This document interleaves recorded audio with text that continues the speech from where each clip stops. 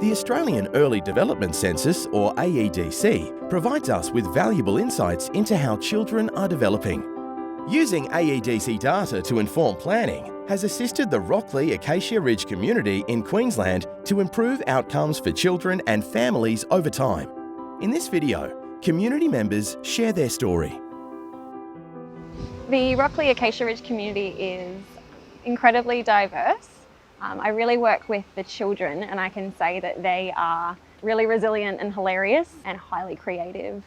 I'd say that that's what makes them quite unique.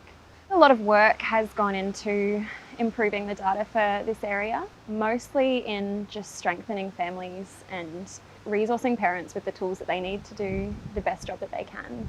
And I think that's where a lot of energy has gone, so that's why we're seeing some movement in the data. Communities for Children work from Inala to Ipswich, and they fund and resource some community partner programs that work in improving outcomes for children in that region.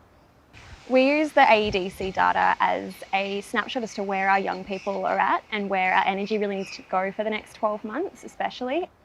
When we're working with other community support groups and within those networks, when we identify what projects we're going to work on, what events we want to run, what we want to start talking to our parents about and that sort of thing.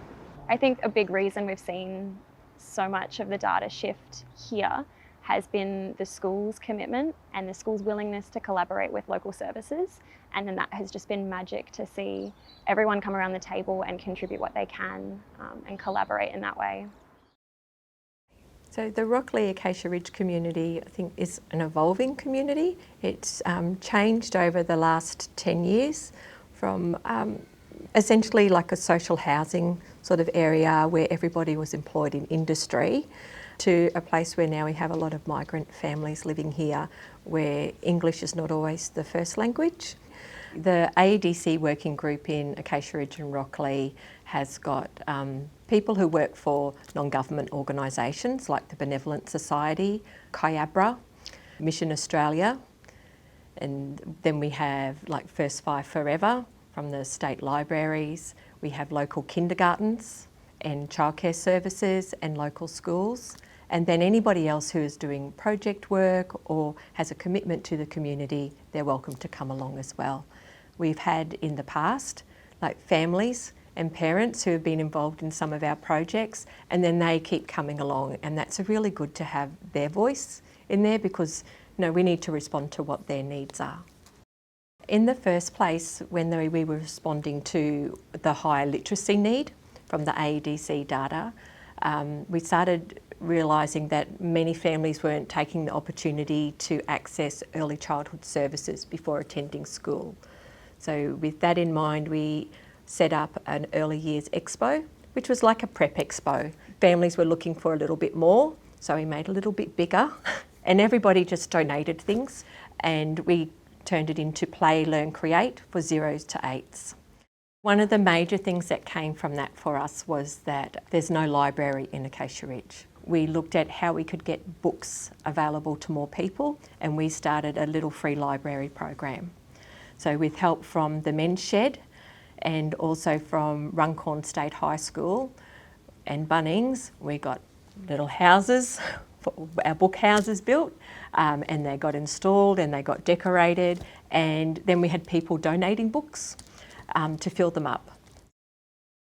We have a very strong vision as a school about our community, so we do see the children in this community as not my kids but our kids, so we are looking at inside and outside our school gate to make sure that all of our families and children have the best start in life. We run 3 playgroups, so all of those playgroups are comprehensively planned using the AEDC domains. One of the playgroups is a transition playgroup, so that's really supported the partnership with the prep teachers in that for me is really important.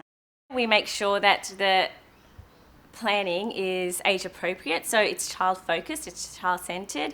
So our lessons in the class are for the child. It's what their interests, what motivates them, what they want to collaborate with their other peers to do. And talking also to the kindy teachers as well. Having that communication before they come into school is really good, because there's some things that may not be in the transition statements that we can actually talk to each other about as well. Having child health nurses participate in the early years playgroup has really helped establish a close connection between educators and nurses.